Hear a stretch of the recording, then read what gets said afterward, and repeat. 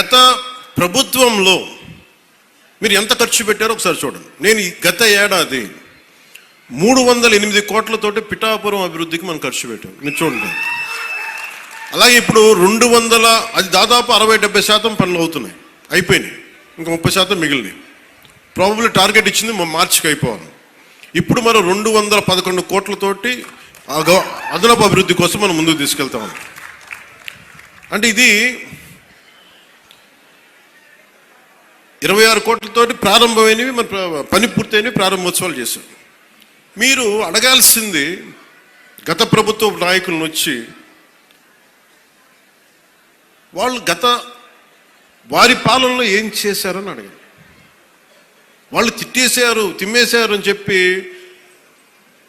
నేను ఏం చెప్పాను, నా దగ్గర ఛానల్స్ లేవు. నేను లాస్ట్ టైం చెప్పాను, ఎలక్షన్ టైంలో 2016-17 టైం నుంచి మొన్న దాకా ఏం చెప్పాను, ఆ ఛానల్స్ లేవు. మీరే నా గళం, నా జన సైనికులకి, మా వీర మహిళలకి చెప్పాను. మీరే నా బలం.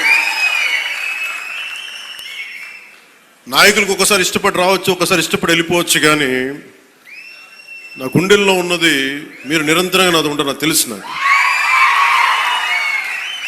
ఇది మీరు బయట నుంచి వచ్చి దేనికి పడినా సరే, ఒక స్కూల్లో 2 చిన్నపిల్లలు కొట్టుకున్నా దాన్ని మీరు గొడవ చేసేద్దాం అనుకుంటే నేను ఏం చెప్పను దానికి. మీరు అక్కడ పులివెందులు అక్కడ వాళ్ళ సొంత బాబాయ్ గారిని చంపినా కానీ అది న్యూస్ కాదు. ఇక్కడ ఇద్దరు బిడ్డలు ఉట్టినే కొట్టుకుంటాం, స్కూల్లో కొట్టుకోరా. నాయకులే కొట్టుకుంటున్నప్పుడు స్కూల్లో చిన్నపిల్లలు ఎందుకు మాట్లాడమని గారు?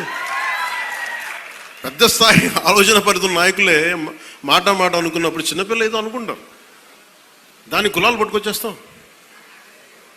మరి ఇదే మీరు అడగాల్సిన ప్రశ్న. మన జనసేన నాయకులు కూడా చెప్తున్నా, కూటమి నాయకులు కూడా చెప్తున్నా,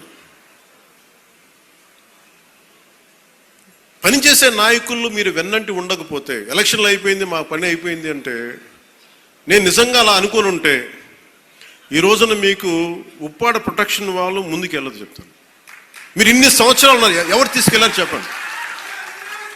ఈజీగా మాట్లాడి సరిపోదు, అక్కడ నువ్వు కన్విన్స్ చేయాలి. ఎందుకని 100 ప్రాజెక్టులు ఉంటాయి, స్టేట్ గవర్నమెంట్ ప్రయారిటీస్ ఎందుకు చేయాలి.